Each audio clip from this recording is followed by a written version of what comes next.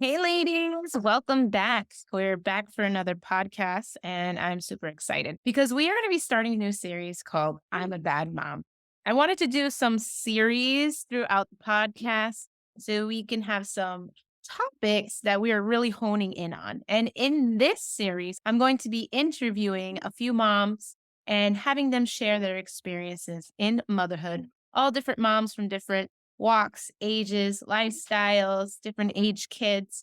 I'm going to kick off this series with my own story. And if you've been following me from the first day that I launched my podcast, I did share quite a bit about my story into motherhood. So I'm going to give a brief overview and head into some of my challenges with you guys. And I hope this brings encouragement to you today. This is the whole purpose for this new series is to just share stories to help you relate and know that you're not alone in this and bring some encouragement. All right. So, my journey into motherhood. First of all, if this is the first time you hear me on this podcast. My name is Stephanie Rell. I'm a former nurse and now belly fat weight loss coach. And I work with moms to not only help them lose weight, but to just feel so darn good and sexy in their clothes, in their body, and to just exuberate confidence. And so I have been in business for a little over a year, and I have helped so many women so far in just that first year of business. And it's been so rewarding, and I love what I do. If you don't know already, I have three children at home. Two are twins. They were my firstborn children. They are 5 years old now, and I have a daughter. She is going to be turning 3 next month, which I can't believe how fast time is just flying. And, my journey into motherhood was a little tough. Now, I grew up as the oldest child of four children that my parents had. And I was an only child for just about 10 years before I had my first sibling. So I was a little spoiled. I had my parents all to myself. And as I grew up, I became more of like that just built-in babysitter for my parents. I was surrounded by babies because there was 3 more kids after me, and the last child was born when I was 18. When I got married, really didn't want to be a mom. Not that I didn't ever want to be a mom, like, ever, but I just didn't have that desire. It probably had a lot to do with just caring for my siblings and feeling like, "All right, now that I'm married, let me live my life, free of all that and enjoy being a wife and enjoying my husband." So, we both kinda decided that. My husband, on the other hand, he grew up he had just 1 brother, and they had a significant distance in age, but he didn't really have that, like, upbringing of caring for younger kids, so for him, it was kind of like foreign idea. Not that he never wanted to be a father either, but it just wasn't on our hearts at that time when we got married. So we had, like, a mission to have children maybe 5 years later into marriage. Now, during our beginning stages of marriage, we kinda got hit really hard with a challenge in our life, and that was cancer. My husband, after a year and a half, I wanna say, of marriage, was diagnosed with tongue cancer, and we just had a roller coaster of emotions, stressors, physical and just mental challenges. My husband had to go through vigorous cancer treatment, and we were in the hospital every single day. I was working, but I was very much there with him every single day. And thankfully, at that time, my job wasn't in the hospital. I initially was working in the hospital, but then I was working in home care, which made it a little more flexible for me to be with him. So when that happened, and after victoriously he was healed and came out from that stage in his life, we were still at that place where we're like, we still don't want to have kids. We felt like a year of our lives were robbed from us. So we still wanted to live that newlywed kind of lifestyle. We weren't ready to just sacrifice our time because we knew that once we had kids, we weren't going to be able to have our time, alone time, whenever we wanted it. It was going to be about the kids. It took a while for us to really have that natural sense of longing to be parents. And there was a time in my life where I was like, am I ever going to want this? Because I just didn't have it. It wasn't there. I did want it when I was young as a kid. It was something that was often, fantasized, romanticized. But going through the things that I went through with my spouse during my early stages of adulthood, I didn't have it. I just didn't. So we kept waiting. We kept waiting. We kept living our lives together, working through our finances because our finances weren't the greatest, and just trying to do life, you know, until that one day where I said, I think it's time. I'm starting to have that desire to be a mom. And that took about 8 years. Well, a little under 8 years. I had my twins about 8 years into my marriage. So it was about 7 years when we said, let's start trying. And so that road was a little jagged because my first pregnancy, although we were wanting it, we were trying, and it was something that was very joyous, ended up in a miscarriage. I miscarried about 7 weeks. Miscarriage in itself isn't pleasant, but I went from being overjoyed with this thing going on in my life to going on vacation and sharing with my in-laws because they live in Florida. So we were visiting in Florida. We went to a couple of excursion places. I can't even remember the places we went. But and it was around 4th of July, so we got to see the fireworks, and it was just meant to be such a happy time. And then I started to bleed on vacation. I remember that day so clearly, like it was yesterday. It was shortly after we got on a plane, and I remember being so worried because we went through the detectors. Something in my mind was telling me I shouldn't have gone through it, but nonetheless, I just went through it, and we got to Florida. That next day, I started to bleed. And I remember trying to tell myself, let's not worry about this. It could be anything. Some people bleed in the beginning stages. I called my doctor. They were trying to reassure me that it could be, implantation bleed. It could be something normal. We'll reevaluate you when you come back from vacation because they couldn't do anything. But the bleeding continued and it became more and more. And we went to this place, forgot what it was called. It was something by Disney, and it's outside of Disney. It's like they had games and stuff like that. It's the name is not coming to me right. I think it was Disney Quest, maybe? Might be a different name now. I'm not sure. But we were there, and I was there with my in-laws and my parents, and we're just having a good time. And I remember going to the bathroom and just having a lot of blood. And, I'm sorry if this can be triggering to anybody. I will put a disclaimer in the description. So just letting you know right now, I just knew that this was something to be worried about at that moment. And I couldn't do anything until we got back home from vacation, which I had to wait a whole week. It was the most stressful time. Something that was supposed to be the most happiest time was the most stressful time. And we got back home. I had the appointment right away. And what I was afraid of was a reality. It became a reality. I was so disappointed. I was so upset. I didn't really know how to feel actually. Like, obviously, I was sad. I was angry. I had a cluster of emotions. But at the same time, I felt numb and I didn't know if I should scream or cry. And obviously, I had moments of both. And then I thought, worst case scenario, what if I can't have kids? What if this is going to be a reoccurring thing? And I struggled because originally they misdiagnosed me with a molar pregnancy and they were just getting that based off the ultrasound. But later, when they tested the tissue because I had a DNC. They took everything out of me and they examined the tissue. They tested the tissue to see if that was a molar or if this is actual fetal tissue and a regular miscarriage.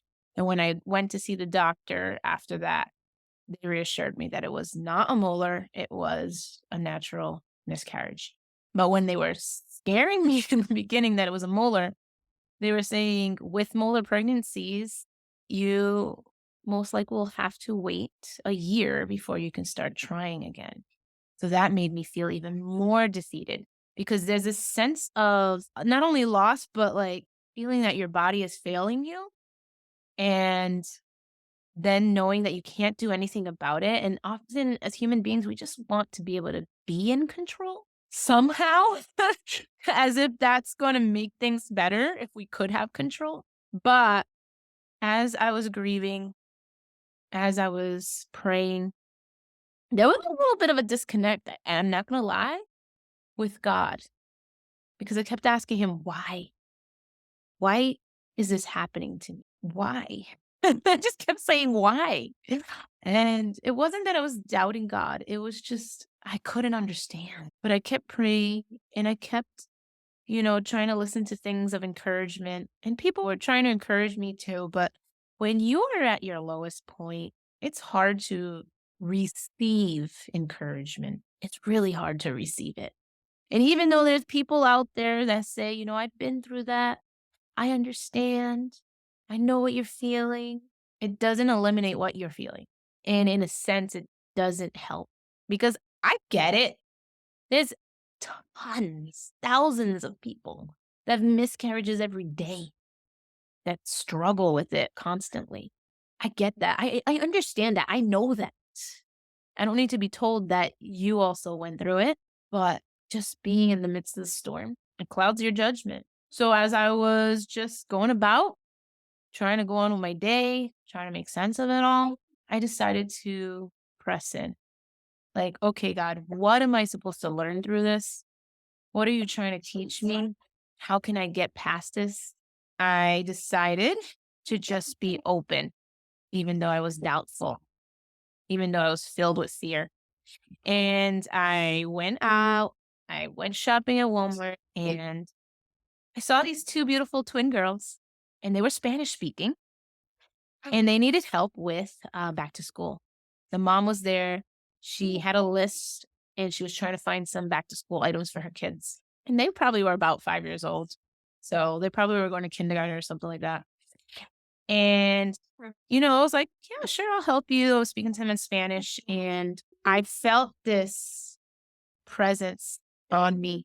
And I felt the Lord say, I am going to bless you doubly. At that time, I didn't understand it. I didn't really know exactly what it meant.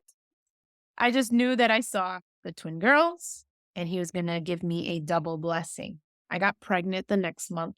And of course, it was a whirlwind of emotions because once something like that happens, you just worry. You just worry that it's going to happen again. And I started bleeding again. And I'm like, great. Great. This is my luck. This is going to happen again. I can't go through this type of emotional roller coaster. I called my doctor and I got the on-call doctor. Oh, it wasn't my doctor, but he wasn't so helpful. He wasn't so encouraging. He said, you're probably going to miscarry. I just cried. Like, how can you say that to me? Why are you just reassuring my worst fears? And, they made an appointment because, they're going to check your levels and see where you're at. And, the whole time I'm just worrying. The whole time. It's like, I can't go through this again. So usually they do an ultrasound at about 7 to 8 weeks because oftentimes there's just some discrepancies with just the size of the baby and if you're exactly the amount of weeks that they think you are. Everybody's cycles are different. So there can be some discrepancy there. So waiting till about 7, 8 weeks can be a little more reassuring that they can see the baby. And they had me come in early. They're like, you know what? You had a prior miscarriage. You're bleeding. let's schedule it at 5 weeks and see if we can see what's going on. Maybe we can see the tissue, we can see why you're bleeding. When I went in, they told me, I don't want to scare you or disappoint you, but this is just for us to really see why, this is happening. We're probably not going to see the baby. Even though maybe nothing's wrong, we're probably not going to see the baby. So I said, okay. So don't worry, just know that it's too early. I was 5 weeks. 5 weeks. My levels were good. They checked my blood.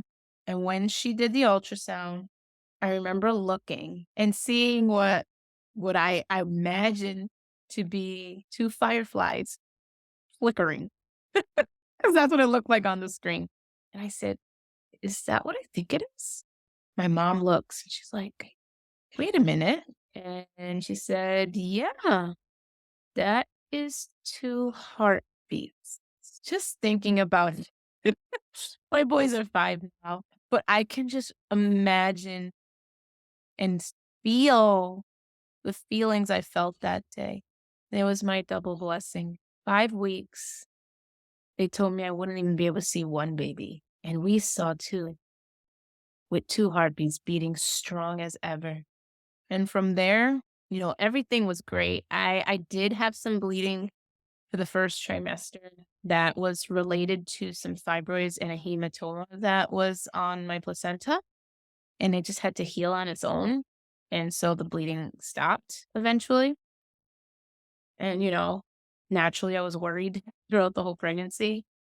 But man, how amazing, how great are God's promises that He can show you His faithfulness in the most impossible ways, in the most mysterious ways that we would never be able to imagine, to fathom. 5 weeks, I saw my 2 babies with those 2 little flickering heartbeats, and they grew, and I had a great pregnancy.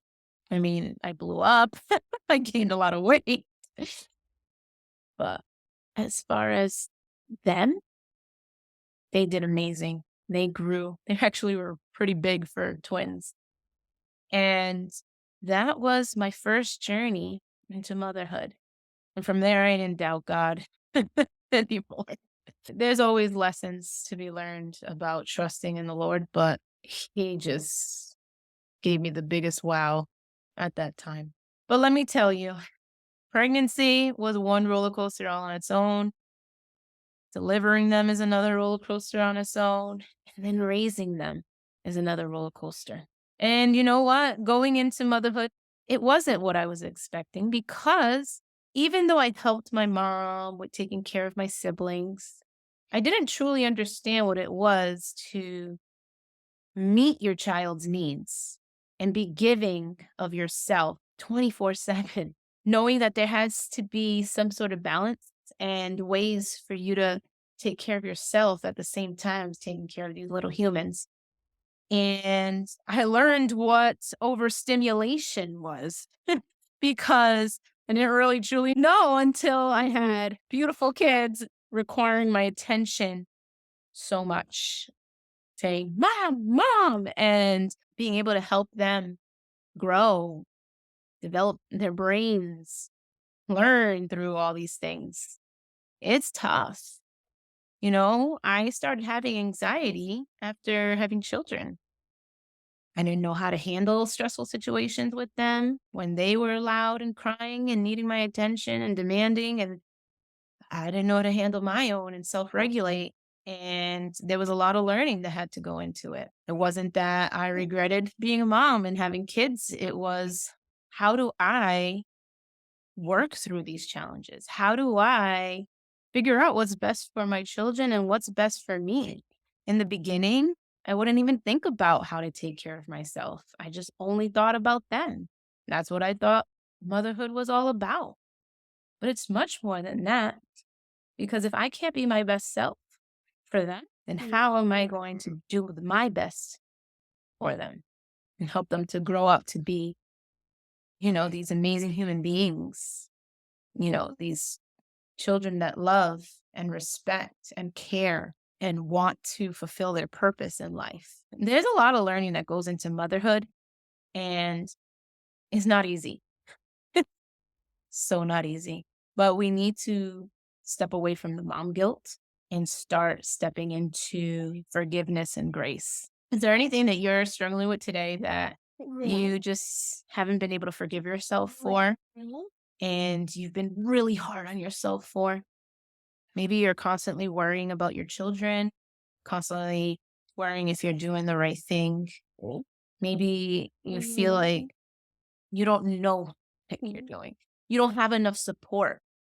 That's a big one because in the beginning, my mom would help a lot, especially with the twins, and we lived with my parents. So it was nice to have them around, but then there were times that I didn't want them around because I just felt so overwhelmed. And then when they wanted to take the children, thinking that they were helping me have a break, I didn't want that. I wanted help with other things. I needed help emotionally. I needed help with cleaning the house and getting other responsibilities done. I don't need you to take my child away from me so that I can do work or whatever they thought was the best thing for me. And so if you're helping someone out, maybe you even have a daughter-in-law or a daughter that just had a child, ask them what they need help in. It's so important. And if you're on the other side, maybe you're a new mom and you're struggling and you feel like you don't have enough support. Are you expressing how you need support? The biggest thing that we miss, that we don't pay attention to, or that we don't do better in, that we don't make it a priority is communication. I've seen that time and time again. And I've failed in that too. I've failed in communicating in my marriage. I've failed in communicating to my friends certain aspects, things that maybe we are fighting about or upset or offended with each other, but we'd never communicated what that was. And the biggest misconception, the biggest thing that we think is that people are going to just know. Absolutely not. Don't ever expect that people are just going to know, that your spouse is just going to know, that your children are just going to know. No, you need to continually, even if the other person isn't communicating with you, you need to continually do your part and communicate. It's the hugest thing in all relationships that we need to get right, that we need to do better by. It's going to change everything. And that one, oh boy, did I mess up quite a few times. I needed to communicate more. I needed to just stop assuming that people should know what I need. And I need to do my diligence and be more disciplined in taking care of myself and getting those things in order, like being consistent with my exercise and eating the foods that nourish my body, that help give me energy and build me up. And at that time, I was trying to lose weight. So I was struggling big time because I was depressed all the time. So motherhood is a beast. And if you haven't heard already, it is a full-time job because we don't just stop being a mom. We can't clock out and stop being a mom and then clock in and be a mom when we choose to. But we can have some self-care, go on date nights, take some time alone, get in a nap, go have some fun with the girls. Whatever fills your cup, we need to do more of that while in the midst of running this rat race. But yes, overstimulation was one of my biggest things, my biggest struggles that I've had to work through. And I still struggle. I do. Because motherhood doesn't stop being hard. It doesn't stop being challenging, but we learn how to cope. We learn how to work through things and our mindset starts to shift. It starts changing. We start seeing more of a better perspective. How can we handle this the next time? How can we do better the next time? In one of my podcasts, I talked about worry and fears. And yes, as moms, we constantly worry about our kids, even when they're grown adults. My mom still does it. My husband mom still does it. But what's important in the midst of that A healthy worry is okay, checking up on your adult child, making sure they got home safely. That's a healthy worry. But constantly being bombarded by the stress of it, not being able to sleep, making your child crazy because you're just rambling and going crazy about whatever the situation is, that is not a healthy worry. And we can't live in fear. We can't live in fear. Like, sure, there's bad out in this world, but does that mean we never leave our house? I mean, life of fear is a life I don't want to live. I used to live like that. And I was a prisoner in my own body, in my own home, in my own family. We need to do better to not live a life of fear and live a life of freedom, fully knowing that, yes, there's things we need to be cautious of, things that we need to make sure that we're teaching our children and protecting them, but not being a prisoner to those things and doing our absolute best by our children, loving on them and teaching them the things that's going to help them be model model human beings as they grow up and become adults themselves. And then they can teach it to their children and then their children and then their children. So that is my journey into motherhood. And I still have so much to learn because my children are little. My daughter is going to be 3. So we already have gone through the terrible twos. She never wants to leave my hip. She always wants to be on me. Told my mom the other day I needed to be a kangaroo with a pouch because she would live there. And it's tough. I'm trying to wean her and she doesn't want to wean. There's so many challenges. And you know what? Every stage of development has its challenges. Every single one. And when I was in each of those, I thought, oh, this is the hardest. Oh, this is the hardest. Right now, I'm thinking the toddler stage is the hardest. But I really am not excited about teenage years. I'm really afraid of those. I don't want to be afraid, but I feel like that's gonna be challenging, but it is. Everything's gonna be challenging. So, know that in this life, there's always gonna be challenges, there's always gonna be stressors. But how can we learn through them and react the right way so that we can move forward and not be a prisoner to our feelings and emotions, but also be an example to our children? I hope this was encouraging to you today. If you are struggling with overstimulation or just the teen years, whatever stage of development your child in, maybe you're a new mom and you're just scared, maybe you don't have support, or you struggle with communication in your relationship, any relationship, maybe that's something that you need to sit down with and think through on how you can work through it. How can you work through those struggles? How can you cope? How can you make working through them something that is more free and not binding? I like to journal and just lay all my thoughts out, just put it down there. And once it's all written on paper, I feel like it just helps unload. Like you have all the stuff on your shoulders, in your mind, especially as moms, we're constantly thinking about things. Things are just racing through our mind. But if we can unload it, and I don't mean unloading it on your spouse or a friend and going crazy. Yes, there's moments to vent and moments to lean on other people. I'm not trying to say you don't have that. But when you can have moments by yourself and write it all down and just see it there on black and white on paper, it helps you think a little more clearly. Like, how can I work through this? I know this is a problem. And then you can even take it to someone that you can confide in, that you love, and you know they're going to give you good counsel to work through because this is a consistent learning process being a mom. And I'm still learning. And I just want to encourage you to. So that's it for today's first episode of I'm a Bad Mom series. And I can't wait to dive deeper into these journeys, these questions, these deep questions of learning and changing our perspective and talking about our struggles with the next moms that I'm going to be interviewing. So stay tuned. Come back next week and be encouraged. Have a great week.